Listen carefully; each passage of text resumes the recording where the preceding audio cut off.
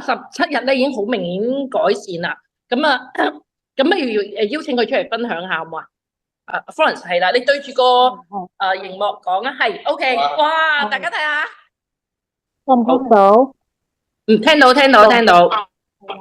咁係啊，咧好多謝阿 Gigi 嘅邀請啦，我都係好高興認識到你哋都係可以試呢個產品啦。6月17號我都係唔知點解會嚟咗你個分享會啊，都話即係我上線啦，我都要多謝我上線阿 Cat 啦，再阿 Gary 啦，即係透過佢哋即係認識你啦。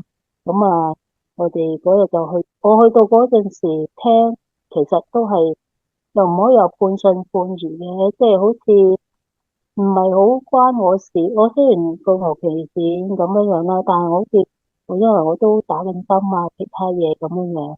咁但係到最後尾咧都係佢哋鼓勵我啦，話試下啦，即係話打，因為我之前打啲針，我有24年嘅牛皮癬啦，但係打嗰啲針咧都係冇效啊，即係都係好平常心咁樣試嘅，即係我驚希望越大就失望越大啊嘛，咁我就係好乖咁樣，每日就食一條啦，紅色嘅。